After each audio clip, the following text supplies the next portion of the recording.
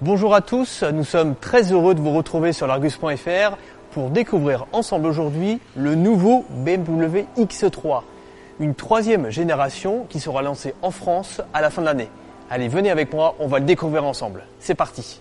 Alors sur le plan du style, le X3 s'affirme pour mieux ressembler à son grand frère le X5 avec ses nouvelles optiques, ce nouveau bouclier, mais surtout ce qui le distingue du modèle précédent, c'est ses calandres. Regardez la taille des naseaux, elles sont nettement plus grandes que sur l'ancien modèle. Ce nouveau X3 repose sur la même plateforme que les nouvelles séries 5 et série 7.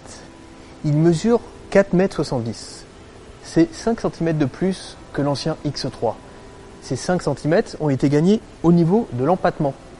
Et s'il est plus long, il est par contre plus léger. BMW annonce un poids en baisse d'une cinquantaine de kilos par rapport à l'ancien modèle. L'arrière du nouveau X3 se démarque surtout par ces nouveaux feux arrière qui présentent une nouvelle signature lumineuse à effet 3D. Sur toutes les versions du nouveau X3, le haillon est électrique. Cela permet de découvrir le coffre qui offre un volume quand même assez généreux et quelques aspects pratiques comme par exemple ce petit rangement qui permet de mettre des affaires de valeur. Également une tirette qui permet de rabattre la banquette arrière et de gagner jusqu'à plus de 1600 litres de coffre. Bienvenue à bord de ce nouveau X3. Par rapport à l'ancien modèle, le saut technologique est assez important. Vous remarquerez par exemple ce poste d'instrumentation entièrement numérique ou encore un écran tactile de 10,5 pouces. Bon, bien sûr, ça sera réservé aux finitions les plus luxueuses, mais ça a quand même le mérite d'exister.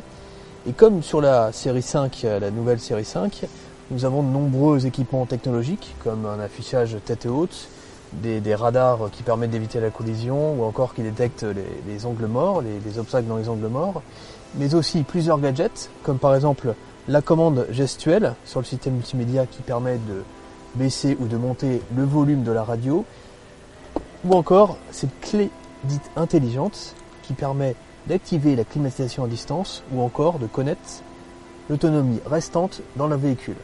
À l'arrière, la place ne manque pas grâce à l'empattement allongé qui a vraiment profité à l'espace aux jambes, aux genoux.